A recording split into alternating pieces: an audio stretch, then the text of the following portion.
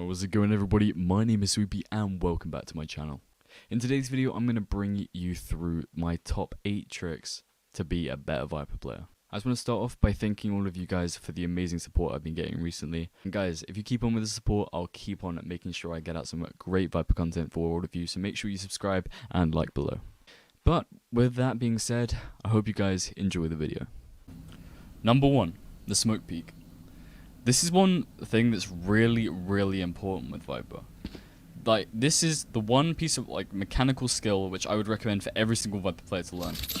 And all it is you throw your smoke onto the floor, and then you put up your smoke, you want to go into it, pick it up, and then you're peeking from an unsuspected angle as your smoke goes down. Right? So it's really basic thing to do, and all you want to do is just keep on practicing it. So say you're going to peek an angle, right? So you put your smoke down, put it up, pick it up, swing the angle. That is the kind of whole premise to it, and you can put this in with a bunch of setups, and you can get so much success and so many kills off of it. So here's one way that you can use it pretty well. Okay, so say if we're attacking on ascent, this is a push you guys might have seen before.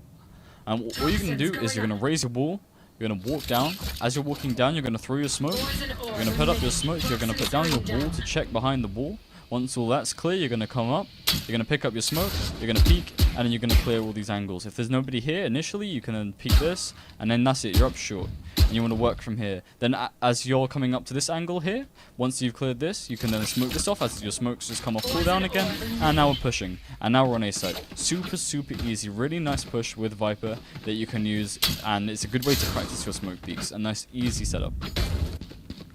So number 2 is something which I would primarily use on defense, but it's something which you can incorporate to a bunch of different strategies, and you can use it in a bunch of different scenarios. But either way, this is one way you can use it, and what it is called a smoke bite. So what you're going to do is the same kind of thing as your smoke peek. You're going to have your smoke down, and then what you're going to do is you're going to throw your Molotov, pick up your smoke, and then as that lands, your smoke will disappear, and that's it. You're now shooting people. If anyone's crossing here at the start of the round, you're now doing double damage. You're peeking from an angle that they don't expect because it was smoked off. You're here, and now you're just doing double damage shots to all these people, getting a bunch of free kills. So for example, if I know that they're going to be pushing here, and I hear them running at the start, or they've Sova arrowed backside right at the start. So I have my smoke pre-placed, I'm sitting here with my molly. As I see the info come through, I'm molly, and I'm through, and I'm peeking, and I'm killing them, you know? That's kind of how you want to use that. It's something that's much better on defense to surprise people than it is on attack to peek people. Unless you know where someone is, right? If I know that there's someone in that corner, it means I can put my smoke down. I can then come into it, I can molly, I can pick up my smoke, and then I can peek. I messed up the timing a little bit, but you get the point. Number 3. What we're going to talk about is using your smoke as a kind of movement. So of course, your smoke isn't a way of using movement, but if I put my smoke down for heaven here, this is a way of me getting to gen pretty easily without being seen by any guy that's in A main. It's a way of actually staying safe when getting down to site. So I'm coming down, jump around, I'm peeking these guys' generator. They don't see me until the smoke even disappears. So my timing is actually probably better than theirs, or, you know, it's fairly close. The guys under heaven can't see me when I'm landing here. So I take the fight gen, I'm then clearing under heaven, A main, and now that's it, I'm on site. Nice and easy, nothing more to it really. Nice and simple, and a nice way to get out of a lot of scenarios, or to get into a scenario which people wouldn't expect. You know, it's a really good surprise tool. And this is good for a bunch of scenarios. You can do some really cool things that people really just won't expect, right? So let's say I'm coming here, I'm landing, I'm down here, I'm now shooting the guys short and getting a bunch of free kills with cover because this is in the way so people can't shoot me top mid. There's a lot of little things you can do to surprise people with this peek, and just get into places that they don't really expect. And guys, this doesn't have to be moving down from anything. If, for example, if I want to get from here to over here without being seen and then peek the entirety of site, right, what I'm doing is the smoke's going up, I'm crossing, I'm now here, and I'm peeking. Nice and easy. One thing you want to do with Viper is use your wall and your smoke in conjunction with each other to get into some really funky places. This can just mean either smoke peeking through your wall, or actually leaving your wall up, getting through to a place and dropping your wall once you get there. So, for example, say if I put up my wall mid, I can run down mid, put my smoke down, push off of it, And now I use my smoke to get in behind the wall. Then I drop my wall, can clear right, left, and I'm in. So you can get yourself into like these really small corners that people really won't expect. And you can do this on pretty much every single map. And you can think of some walls, get really creative, and actually get walls which are like solely made just to use your smoke to get into them. Really, really cool. So another way that this can work pretty well is, well, someone commented on one of my videos saying that they were trying to do my lurk wall. This is a wall which, when I put it up, it means you can get through to pocket really easily without being seen, normally putting it more close to that corner, so there's a bit less of a gap here. And then you get into this position in pocket, and then you can clear U-haul, which they just don't expect. And then after that, you put your smoke down, and then you get the whole site to yourself. So either way, someone was asking about how can you get to this corner if there's someone here? Because a lot of the time, you'll push through, and there'll be someone in this corner waiting for you. So one thing you can do is use your smoke to actually surprise them, right? So let's say I now throw my smoke down, and I'm pushing. I can now go all the way around. And now I'm out. I'm the one peeking. I'm the one deciding when the fight is, and I'm the one that's ready for it. That's why this is so good, right? They see the smoke here. This just looks like a normal smoke to push up. And then the next thing you know, someone's peeking them, and it's just like a Viper here, and they really don't expect it. And you get this kill on this guy, and then immediately you drop your wall, you check U-haul, and it's nice and easy. Number 5. The next thing I want to go over is literally just about dropping your ult. I get so many comments asking me how to drop like your ult. I'm just amazed, honestly. All you have to do, so say mouse button 5 is what I press to use my ult. All I have to do is hold my ult, or hold my ult key, and down it goes. Nice and simple.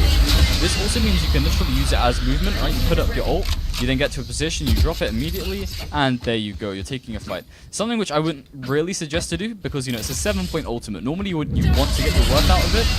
Sometimes it is better to just use it as movement, get to a place, and then put it down. In very, very few scenarios. So yeah, guys, remember, sometimes it is good to drop your ultimate.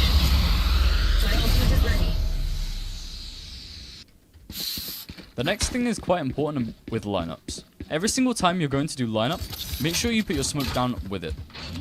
This smoke will mean that the person who's defusing the bomb will also take decay damage as well as the snakebite damage. So if I then go away to go do my lineup, wrong key, I can put my smoke up with my lineups. And this is going to do a ton more damage, right? As you have the decay as well as the poison that's coming in onto the person. This is how you kind of maximize your damage with Viper for the fact that the Molotovs do so little damage. Pairing up with the decay means that you can absolutely melt through your enemies.